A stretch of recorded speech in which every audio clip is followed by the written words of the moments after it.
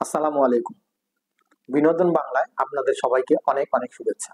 2025 সালের এপ্রিল মাস বাংলাদেশ ক্রীড়া ভক্তদের জন্য একের পর এক সুখবর বয়ে নিয়ে আসছে। সর্বপ্রথম যে খবরটি সেটি হচ্ছে গিয়ে কানাডার টপ টায়ারে খেলা সামিত সোম, যিনি বেশ কিছুদিন ধরে বাংলাদেশের লাল সবুজ জার্সি গায়ে দিয়ে খেলার কথা ছিলেন, এই গুঞ্জনটা শোনা যাচ্ছিল। অবশেষে উনি বাংলাদেশ ফুটবল ফেডারেশনকে কনফার্ম করলেন লাল সবুজ জার্সি গায়ে দিয়ে খেলতে চান। তার আগে উনি বেশ কিছু তথ্য জানতে চেয়েছিলেন।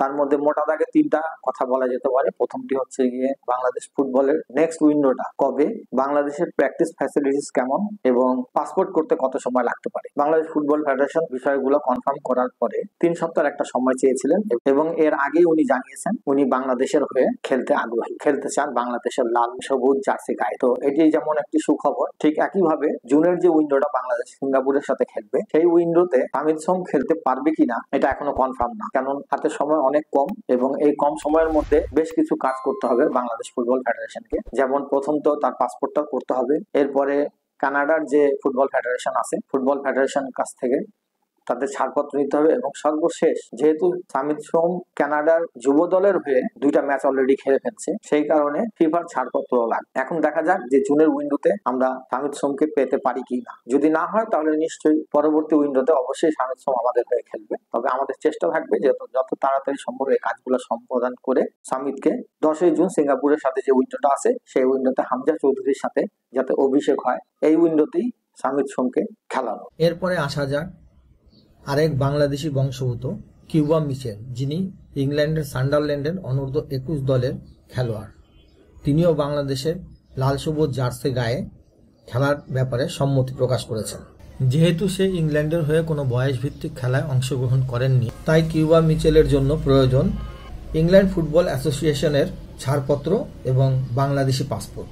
তো বাংলাদেশ ফুটবল ফেডারেশনের পক্ষে যত তাড়াতাড়ি সম্ভব তার পাসপোর্টটা রেডি করা এবং ইংল্যান্ড ফুটবল ফেডারেশনের কাছ থেকে তার ছাড়পত্রটা নিয়ে নেওয়া, তাহলে 10ই জুন সিঙ্গাপুরের সাথে যে ম্যাচটি আছে আমাদের, সেই ম্যাচে আমরা কিউবা মিচেলকে পেতে পারি। এরপরে আসা যাক বাংলাদেশ নারী ফুটবলের বিষয়টা। বাংলাদেশ নারী ফুটবল বেশ কিছুদিন ধরেই তারা মোটামুটি ভালো পারফর্ম করে যাচ্ছে। এইটার ভিত্তিতেই তো বছর বাংলাদেশ নারী ফুটবলের 2জন প্লেয়ার ভারতের লিগে খেলতে যায়, তবে খুব একটা সুবিধা করতে পারি না তারা। একজন ইস্ট বেঙ্গলের হয়ে খেলেন সানজিদা আক্তার এবং আরেকজন আমাদের ক্যাপ্টেন সাবিনা খাতুন, যিনি কিক স্টারের হয়ে খেলেন। তো আমাদের মেয়েরা ওইখানে খুব একটা সুবিধা করতে পারেনি, তো যার কারণে পরবর্তীতে ইন্ডিয়ান লিগের অন্যান্য ক্লাব আমাদের মেয়েদের প্রতি ইন্টারেস্ট ফিল করেনি। কিন্তু 2024-এর মাঝামাঝিতে ভুটানের আরটিসি বাংলাদেশের 3জন মেয়েকে তাদের ক্লাবের হয়ে এশিয়ান ক্লাব কাপ চ্যাম্পিয়নশিপের কোয়ালিফাইং রাউন্ড খেলানোর জন্য আমন্ত্রণ করে এবং এই 3জন প্লেয়ার হচ্ছে মারিয়া মান্ডা, মনিকা চাকমা এবং ঋতুপর্ণা চাকমা। এবং তারা যে পারফর্ম করছে আরটিসির হয়ে কোয়ালিফাইং রাউন্ডে, তাদের এই পারফরমেন্সের ধারাবাহিকতার কারণে বাংলাদেশ এইবার 2025-এ ভুটানের লিগে 10 জন প্লেয়ার খেলার সুযোগ পেয়েছে এবং এই 10 জন প্লেয়াররা হচ্ছে থিম্পু সিটির হয়ে খেলবেন 3 জন। এরা হচ্ছেন মারিয়া মান্ডা, শামসুন নাহার সিনিয়র এবং সানজিদা আক্তার। ট্রান্সপোর্ট ইউনাইটেড হয়ে খেলবেন রূপনা চাকমা, মাসুরা পারভিন এবং কৃষ্ণা রানী সরকার। তৃতীয় টিম যেটি, সেই টিমের হয়ে খেলবেন এবং ভুটানের অত্যন্ত খ্যাতিসম্পন্ন একটি টিম, সেটি হচ্ছে পারো এফসি। পারো এফসির হয়ে বাংলাদেশের আরো 4 জন ফুটবলার খেলবেন, সাবিনা খাতুন, সুমাইয়া, ঋতুপর্ণা চাকমা এবং মনিকা চাকমা। তো মোটামুটি এই 10 জন প্লেয়ার এখন ভুটানে আছেন এবং তারা ভুটানের 15 তারিখ থেকে লিগ শুরু হবে। আমরা আশা করি আগামীতে আমাদের প্লেয়াররা শুধু ভুটান নয়, এশিয়ার আরো ভালো ভালো টিমগুলোতে খেলার সুযোগ পাবে।